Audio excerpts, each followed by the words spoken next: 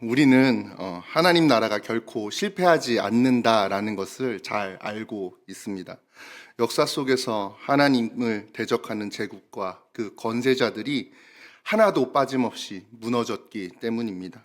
오히려 마지막 잎새같이 연약해 보이던 하나님의 백성들을 통해서 그 나라가 지금까지 우리에게 계승된 것을 보면 하나님께서는 진실로 승리하시는 분이십니다. 하지만 정작 우리의 삶에서 그 승리가 너무 멀게만 느껴질 때가 있습니다. 하나님의 다스림은 승리한다는 것을 머리로는 알고 있지만 체험적으로, 경험적으로는 광야와 같이 척박한 삶 속에서 고아처럼 홀로 버려진 듯한 두려움이 우리를 덮칠 때가 있기 때문입니다. 오늘 본문의 다윗이 그러했습니다. 그는 아들 압살롬의 쿠데타로 예루살렘에서 쫓겨나서 대적에게 수치를 당하고 도망쳐야만 했습니다. 아마도 다윗은 사울에게 쫓기던 젊은 시절에 잔혹한 트라우마가 떠올랐을지도 모르겠습니다. 이제는 체력도 나이도 예전 같지 않은 다윗이 이 도망자의 삶, 이전보다 더 많은 것을 책임져야만 하는 불확실한 현실 속에서 무엇을 붙잡고 견딜 수 있었을까요? 그는 자신의 경험이 아니라 신실하신 하나님께서 선하심으로 자신에게 갚아주실 것과 그분의 언약을 붙잡고 있었습니다. 사무엘하 7장 12절과 13절 말씀입니다. 내 수완이 차서 내 조상들과 함께 누울 때에 내가 내 몸에서 날 내 씨를 내 뒤에 세워 그의 나라를 견고하게 하리라. 그는 내 이름을 위하여 집을 건축할 것이요 나는 그의 나라 왕위를 영원히 견고하게 하리라. 그는 언약의 말씀이 다윗의 삶뿐만 아니라 오늘 우리에게도 의미 있는 줄 믿습니다. 그 약속이 다윗에 대해서 끊기지 않았고 다윗의 자손으로 오신 예수 그리스도께서 하나님의 나라를 완성하셨기 때문입니다. 부활하심으로 원수를 발등상 삼으시고 온 우주를 통치하시는 하나님의 보좌 우편에 앉아서 우리를 통치하고 계시기 때문입니다. 골로새서 1장 13절 14절은 이렇게 우리에게 말씀하고 있습니다. 그가 우리를 흑암의 권세에서 건져내사 그의 사랑의 아들의 나라로 옮기셨으니 그 아들 안에서 우리가 속량 곧 죄사함을 얻었도다. 다윗이 하나님의 약속을 의지하였듯이 오늘 예수 그리스도를 통하여 속죄함 받은 우리 또한 어떠한 어려움 속에서도 하나님 나라의 승리를 얻고 그 다스림을 누릴 수 있을 것이라고 하나님께서 약속해 주고 계십니다. 오늘 말씀은 그 약속의 말씀이 이미 시작되었지만 아직 누리지 못하고 있는 다윗의 이야기입니다. 하나님께서는 그 역사 한복판으로 찾아 들어오셔서 그분의 이야기를 다윗을 통해 써 내려가고 계신 것입니다. 하나님의 계획을 알 수 없기에 다윗은 괴로웠을 것입니다. 어디 그뿐입니까? 온 세상이 나의 것이다 라고 자만하였을 압살롬, 그런 압살롬을 속이려고 했던 후세조차 몰랐던 신비롭고 기이한 섭리를 오늘 우리는 말씀을 통해 경험하게 됩니다. 이것을 통해 우리가 알 수 없다고 하나님의 일하심이 멈춘 것이 아니라는 사실을 우리는 깨닫게 되는 것입니다. 하나님은 하나님의 언약을 지키시기 위해 끊임없이 일하고 계십니다. 그렇게 은밀하고 기이하게 일하셨던 하나님께서 오늘 우리의 삶에서도 그 기이한 일들을 일으키실 것을 소망하며 오늘 본문의 말씀을 자세히 살펴보기를 원합니다. 쿠데타에 성공하여서 예루살렘을 장악한 압살롬에게 그의 참모인 아히도벨은 중대한 작전을 제안하고 있습니다. 바로 다윗을 추격하여서 왕을 암살하자는 계획입니다. 그는 이 일을 위해 4가지 작전을 제안하고 있습니다. 먼저는 1만 2천 명의 군대를 오늘 밤 선발하자라는 것입니다. 두 번째는 다윗 무리가 지키고 있는 힘이 빠졌을 때 기습하여서 그 무리들을 해산시키고 다윗 홀로 남겨두자는 작전입니다. 세 번째는 그렇게 다윗만 남았을 때 그 다윗을 암살하자라는 것이 아히도벨의 작전입니다. 이 모든 계획의 꽃은 네 번째 작전입니다. 3절 말씀인데요. 우리 함께 읽어보겠습니다. 3절입니다. 시작. 모든 백성이 당신께 돌아오게 하리니 모든 사람이 돌아오기는 왕이 찾는 이 사람에게 달렸음이라. 그리하면 모든 백성이 평안하리이다 하니. 이 계획이 성공되면 다윗을 지지하던 지지자들이 갈등을 일으킬 이유가 없다라고 말합니다. 갈등을 일으킬 이유가 없으니 그들은 그대로 다윗에게서 압살롬에게로 편입될 것이다 라고 그는 이야기합니다. 다윗의 통치 안으로, 압살롬의 통치 안으로 들어와서 충성하게 될 것, 나라가 더욱 부강하게 될 것이라고 아히도벨이 말하고 있는 것입니다. 아히도벨은 실로 무서운 책사입니다. 그의 장년에 압살롬과 이스라엘 장로들은 그의 작전에 이스라엘 장로들과 압살롬은 감명을 받고 옳다고 훌륭하다고 생각합니다. 그런데 여기서 흥미로운 전개가 일어나기 시작합니다. 그 작전이 훌륭하다고 여겼다면 그대로 그 작전대로 실행하면 될 텐데 압살롬은 이상한 행동을 하기 시작한 것입니다. 바로 다윗의 친구라고 표현되고 측근이라고 표현되는 후세에게 이 계획을 어떻게 생각하는지 묻는 것입니다.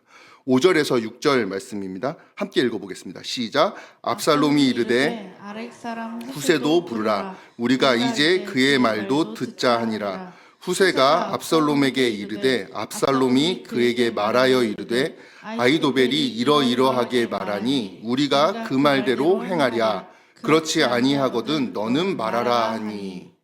심지어 압살롬은 후세에게 자신들의 작전을 그대로 미주알 고주알 설명하고 있습니다. 자신의 작전을 빠짐없이 말해준 것이죠. 그리고 여기서 너의 의견이 있다면 이 계획은 폐기하고 너의 작전을 듣겠다라고 말합니다. 후세는 이 계획을 놓치지 않고 7절부터 13절에 이르기까지 자신의 계획을 길게 말합니다. 그 계획의 첫 마디는 이런 말로 시작됩니다. 이번에는 아히도벨이 베푼 계략이 좋지 아니하나이다. 원래 그는 훌륭한 책사인데 이번만큼은 좋은 작전이 아닌 것 같습니다 라고 말하는 것입니다. 실수했다라고 말하는 것이죠. 그 이유가 무엇입니까?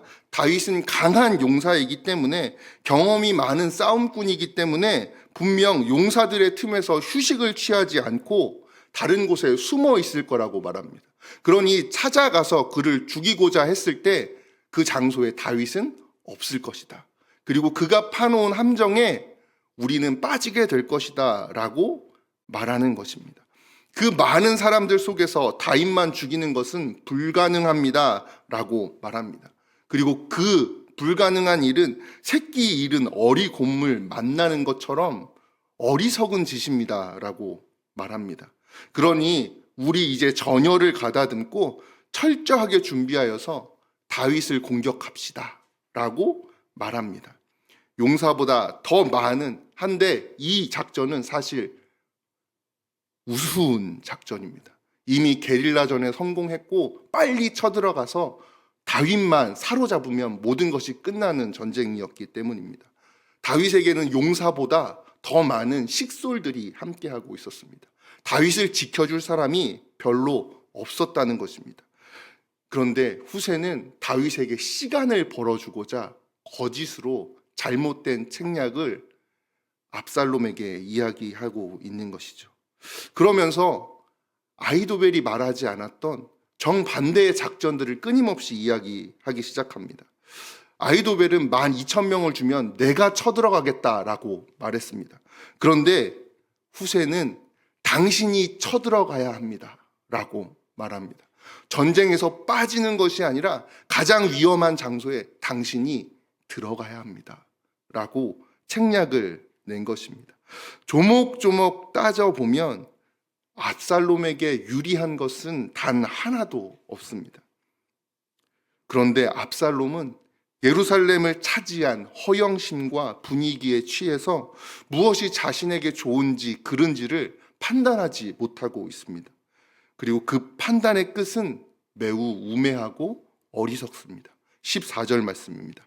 압살롬에게 온 이스라엘 사람들이 이르되 아렉 사람 후세의 계략은 아히도벨의 계략보다 낫다 하니 이는 여호와께서 압살롬에게 화를 내리려 하사 아히도벨의 좋은 계략을 물리치라고 명령하셨음이더라. 후세는 압살롬이 직접 적진 한가운데 들어가야 한다는 그 작전을 말합니다. 승리의 깃발을 꼽으라고 말합니다. 아주 보암직하고 먹음직한 유혹이 아닐 수 없습니다. 그리고 그 작전을 왜 채택하지 못했는가라고 봤더니 아주 정확하게 성경은 이야기하고 있는 것입니다. 이는 여호와께서 압살롬에게 화를 내리려 하사 아히도벨의 좋은 계략을 물리치라고 명령하셨음이더라. 반대로 이야기하면 아히도벨의 계략은 압살롬이 선택할 수 있는 가장 훌륭한 작전이었다라는 것입니다. 그런데 하나님께서는 압살롬에게 이 좋은 것을 패하시고 다윗을 다시 회복시키려 하시는 후세의 계략을 선택하도록 그를 멸망 가운데로 이끄십니다. 왜 그러합니까? 이것이 오늘 본문에 나타나는 하나님께서 일하시는 방식이기 때문입니다. 때때로 하나님께서는 하나님의 능력, 당신의 주권을 전면에 내세우지 않으시고 은밀하고 비밀스럽게 행하실 때가 있습니다. 바로 오늘 본문처럼 말입니다. 그 방식은 그 계책을 내는 후세도 알지 못했습니다. 왜냐하면 후세의 계책을 듣고 압살롬이 그의 회의 장소에서 후세를 쫓아냈기 때문에, 밖으로 몰아냈기 때문입니다. 후세가 할 수 있었던 일은 자신이 들은 아히도벨의 작전이 다윗에게 피해가 가지 않도록 최대한 빨리 알리는 것뿐이었습니다. 다윗이 목숨을 보존할 수 있도록 메신저를 보내는 것이 그가 할 수 있는 유일한 방법이었다는 것입니다. 하나님은 후세에게조차, 다윗에게조차, 압살롬에게조차 하나님께서 무엇을 행하려고 하시는지를 가르쳐주고 계시지 않습니다. 역사의 뒤편에서 은밀하게 하나님의 일을 행하시는 것을 보여주시는 것입니다. 각 사람들은 각자의 퍼즐을 가지고 자신의 일을 하고 있습니다. 누가 영성을 선택하는지, 감각을 택하는 것인지 모호한 이 긴장 속에서 보이지 않는 하나님, 은밀히 일하시는 하나님 앞에서 불확실함을 행하고 있는 것이죠. 분명히 함께 하시고 이 일을 주도해 나가신다는 것을 어렴풋이 느끼기는 하시지만 노골적으로 드러내지 않으시는 것이 하나님의 일하시는 본문의 능력입니다. 우리의 삶에서도 이러한 긴장감이 넘칠 때가 있는 것 같습니다. 심지어 앞서 말씀드린 것처럼 후세처럼 내가 낸 이 하나님의 일하심이 정말로 채택되었는지, 하나님께서 그렇게 일하고 계신지를 알 수 없는 상태에서 우리를 사용하시고 우리의 하루를 이끌어 가실 때도 있는 것 같습니다. 우리는 좌우로 치우치며 갈팡질팡할 때가 있는 것 같습니다. 우리는 요즘 고린도 전서를 묵상하고 있습니다. 그 고린도 전서에서의 말씀처럼 어떤 때는 나는 특별해. 나는 하나님께서 은혜를 주셨고 은사를 주셔서 나를 가장 사랑하는 사람이어서 특별히 하나님께 쓰임받는 사람이야 라고 좌로 우로 치우칠 때가 있는 것 같습니다. 또 어떤 때는 나는 아무것도 할 수 없어 라는 무력함에 치우칠 때도 있는 것 같습니다. 그렇게 영적 심연의 그 밑바닥을 허우적거리는 것이 우리의 삶 아닌가 생각되는 것이죠. 어쩌면 말씀을 붙잡고 영성을 선택하며 살기를 바라는 우리의 삶에도 이러한 한 치 앞을 모르는 막막함과 무너짐이 있는 것 같습니다. 유한한 우리이기에 의롭다 하심을 덧입었지만 죄에서 자유할 수 없는 우리의 삶이기에 늘상 마주하는 고통이자 아픔인 것만 같습니다. 그런데 오늘 본문에서 하나님께서는 또 다른 소망과 위로를 발견하게 하십니다. 주님은 우리의 연약함과 한계를 아시고 불쌍히 여기시고 긍휼 가운데로 인도하시기 때문입니다. 하나님 모르겠습니다. 하나님 어떻게 일하시는지 알 수가 없습니다. 라고 할 때 하나님께서는 점진적으로 조금씩 하나님의 은밀한 일하심을 보여주고는 계시기 때문입니다. 그를 돌봐주신다는 것을 경험시키며 다윗이 은혜의 자리로 나아갈 수 있도록 하나님께서는 일하고 계십니다. 어떻게 일하셨을까요? 후세에 첩보를 드는 요나단과 아히마아스가 다윗의 여종에게 첩보를 보내어 모든 사실을 알려주고 그 사실을 다윗에게 알 수 있도록 하나님께서는 일하십니다.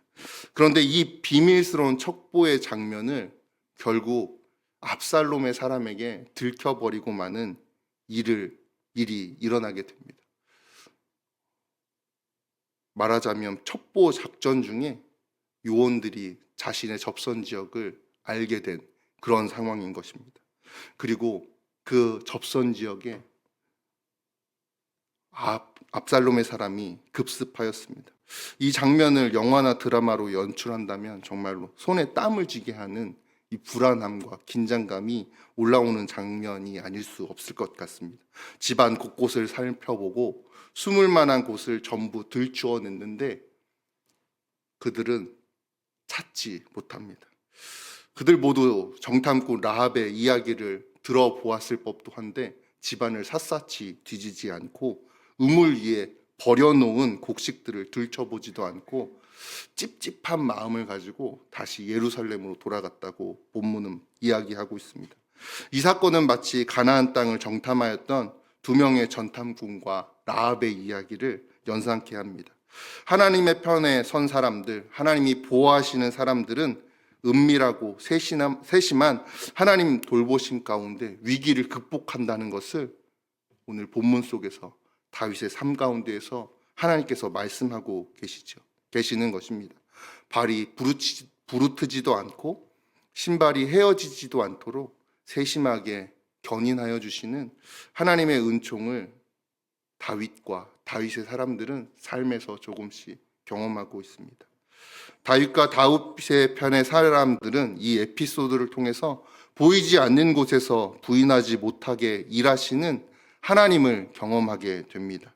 하나님은 하나님의 명예를 위하여서 그 언약을 신실하게 지켜가신다는 것을 고백할 수밖에 없도록 그들의 삶에 일하시는 것입니다.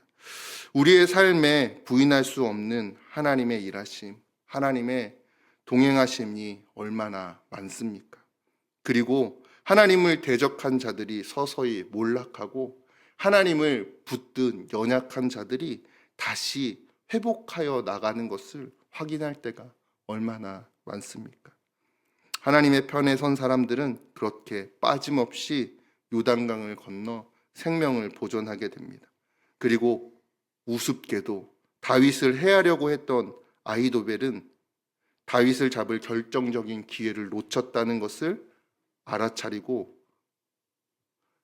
압살롬의 쿠데타가 성공하지 못할 것을 예견하여 스스로 목숨을 끊는 어리석은 행동을 하게 됩니다. 분명 아히도벨의 책략은 압살롬에게 가장 좋은 계책이었고 후세의 책략은 최악의 계책이었습니다. 그런데 이 압살롬은 두 가지 갈림길에서 자신에게 가장 좋은 계책이 아니라 최악의 계책을 선택하는 것을 바라보게 됩니다. 이것이 우리에게 어떤 교훈을 줄까요? 하나님께서 그의 눈을 가리셨다는 것, 그 하나가 모든 교훈의 끝일까요? 저는 아닌 것 같습니다. 우리에게 끊임없이 하나님의 성품을, 하나님의 일하심을 주님의 말씀을 통해 배우라는 격려와 위로인 것 같습니다. 하나님은 이렇게도 일하시고 저렇게도 일하실 수 있어 라는 많은 하나님의 일하심을 마음속에 품으라는 하나님의 인도하심인 것 같습니다. 하나님께서는 왕에게 율법책을 곁에 두고 묵상하라고, 주야로 묵상하라고 말씀하셨습니다. 왜 그렇습니까? 많은 백성들을 많은 때에 하나님의 방법으로 인도하여야 하기 때문입니다. 오늘 우리의 삶에서도 그러합니다. 하나님의 말씀을 많이 묵상하고 많이 알아야 하는 것은 지식을 자랑하기 위해서이 아니라 하나님께서 우리의 삶을 어떻게 인도해 가실지, 우리의 마음이 낙심되고 하나님을 의지할 수 없을 때 어떻게 하나님께서 은밀하게 우리의 삶 뒤에서 우리를 견인하고 계신지를 경험할 수 있고 알 수 있고 신뢰할 수 있도록 가르쳐 주시기 위함입니다. 사랑하는 성도 여러분, 하나님께서는 전면에 나서서 하나님의 주권을 행하실 때가 있습니다. 또한 오늘 말씀처럼 역사의 뒤에서 보이지 않는 손길로 우리의 삶을 인도하실 때도 있습니다. 아무리 기도해도 들어주시지 않는 것 같고, 아무리 기도해도 아무 일도 일어나지 않는 것 같은 그 삶 가운데서 하나님께서는 묵묵히 조용히 우리의 삶을 하나님이 원하시는 그곳으로 이끌어 주신다는 것을 말씀을 통해 가르쳐 주고 계시는 것입니다. 그 증거는 바로 우리의 곁에 있습니다. 하나님의 말씀을 함께 묵상하고 함께 울고 함께 웃을 수 있는 공동체, 나를 위하여 기도해주고 나를 위하여 울어줄 수 있는 그 주님의 자녀들의 회복과 연합함을 통해서 하나님은 오늘 우리의 삶을 하나님이 원하시는 그 장소로 조금씩 은밀하게 견인하여 주심을 보여주고 계시는 것입니다. 사랑하는 성도 여러분, 우리는 오늘 말씀을 보며 과연 하나님이 살아계신가? 과연 하나님께서는 다윗에게 하신 약속을 기억하고 계신가? 라는 것을 질문하게 되었습니다. 그런데 오늘 말씀을 끝까지 묵상하다 보니 하나님께서 다윗의 삶에 너무나 분명하게 역사하고 계셨다는 것을 알게 되었습니다. 이 하나님의 일하심은 오늘 우리에게도 동일하게 일어나는 하나님의 일하심인 줄 믿습니다. 하나님이 계신가? 하나님이 우리의 삶에 약속하셨는가? 하나님께서 우리를 가장 기쁜 것으로 푸른 초장으로 인도하시는가? 라는 대답에 다윗의 이야기를 통해 분명히 말씀하고 계시는 것이죠. 하나님은 우리의 삶에 일하고 계십니다. 하나님은 우리를 그 푸른 초장 가운데 누이십니다. 양은 눕지 않는다고 합니다. 마음이 편안한 곳, 자신이 안전하다고 생각하지 않는 곳이면 절대로 눕지 않는다고 합니다. 그런데 다윗의 시편에서는 이렇게 말합니다. 그가 나를 푸른 초장에 누이시며, 자신이 편안해서 누웠다고 말하지 않습니다. 하나님께서 목자가 양을 편안하게 해주셔서 그 긴장 속에서 살아가던 양이 누울 수밖에 없었다 말하는 것입니다. 오늘 우리의 삶에서도 그 긴장 속에서 주님은 누울 수 있도록 인도하여 주십니다.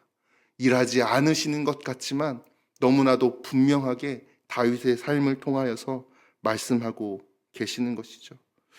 우리는 예수 그리스도를 통하여서 그분을 주로 고백하는 하는 것을 통하여서 그 놀라운 은혜를 누리고 있는 주님의 사람들입니다. 사랑하는 성도 여러분, 하늘 보좌에서 우리를 통치하시고 인도하시는 그 주님의 왕 되심을, 목자 되심을 의지할 수 있는 저와 여러분 되시길 간절히 소망합니다. 그 주님께서 우리를 누이실 뿐 아니라 원수들이 모두 보는 앞에서 그 잔치의 주인공으로 삼아주시고 나를 위한 잔치를 벌여주신다는 것을 기억하시기를 간절히 소망합니다. 어려움은 어려움으로 끝나지 않습니다. 두려움은 두려움으로 끝나지 않습니다. 하나님의 일하심을 통하여서 하나님이 살아계시고 하나님이 약속하신 그 모든 것을 이루신다는 성취를 향하여 나아가는 길이라 말씀하십니다. 그 놀라운 은혜를 우리 모두가 경험하고 목도하고 누리고 전할 수 있는 주님의 자녀들 되기를 간절히 소망합니다.